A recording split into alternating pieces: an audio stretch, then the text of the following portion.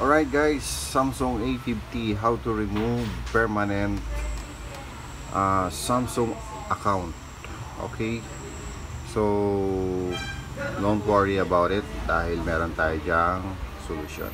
Okay, so ito naman ay mga basic lang, kasama naman talaga yan sa manual na kung paano i-reset, kung paano siya ma-remove yung account, kung paano natin matatanggal.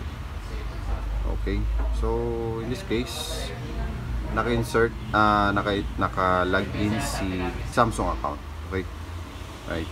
So ayan, try natin remove si Gmail, si Samsung account. Sign out natin. Sign out. So nire-record niya yung password. Right. So kahit anong password na ilagay natin, ganun ang ating gagawin. So ayaw pa rin kahit i-ano natin yan. So pag nakalimutan nyo, ganito lang gagawin natin. Right. So kahit kasi tayo mag-reset dito, about and reset, factory data reset. So reset, insert, delete all. So hihingin pa rin si Samsung account, right? Samsung account is very secure account sa Samsung. So here's a solution for this problem. All right. So about device, follow me. Then build number, tap 7 times, right? Then after build, tap 7 times, punta tayo sa developer option. Then yung developer option, on mo yung OEM. Okay, kasi pag once na hinard reset mo siya, tapos hindi mo in-on ang OEM, haharang si Samsung account, right? So ayan, ating okay na siya. Then i-hard reset na natin. Okay, so permanent remove yan. Okay, turn off the phone.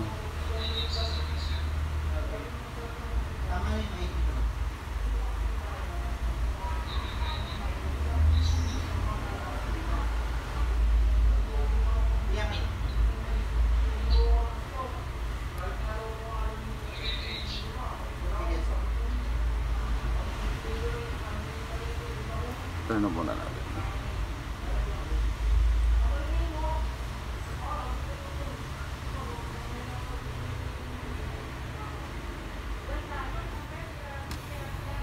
Alright, na turn off na natin yung phone. So gagawin na natin dito ay mas patanggalin ako sa loob. Gawin natin dito ay i-hard reset na natin sa Samsung A50. So gawin natin, kuha ka ng cable, then hold volume up. Oops, type C. Okay lang, wala ako ng jig para mag-trigger siya.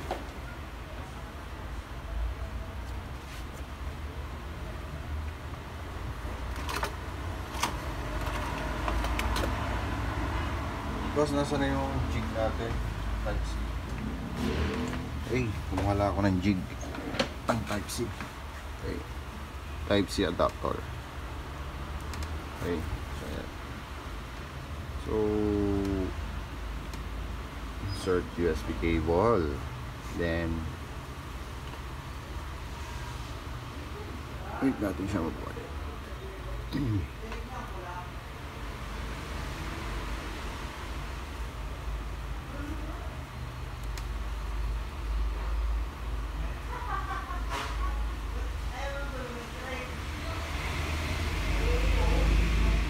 Alright, yun. So yan, lumabas na yung kanyang hard reset. So follow procedure lang po mga boss. So yan, isama nyo na tong factory wipe cache nya.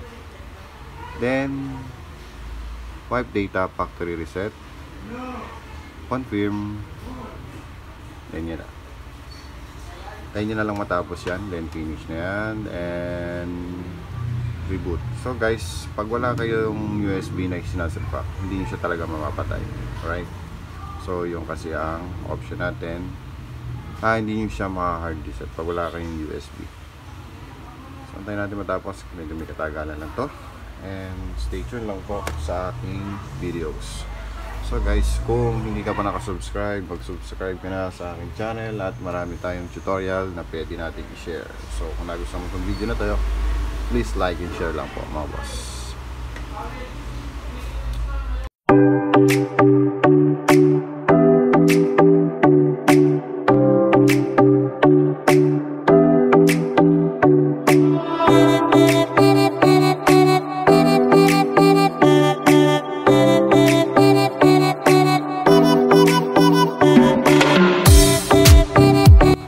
Samsung account na tinatawag natin.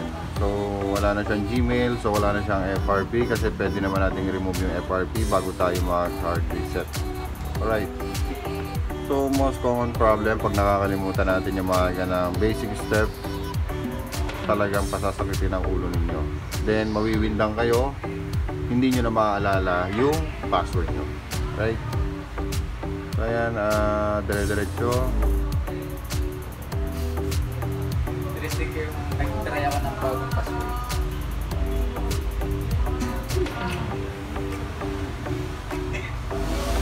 Dahil mag-try nakalagay 1, 2, 3, 4. Tapos pag may lumabas, verify yung password. Okay, 1, 2, 3, 4.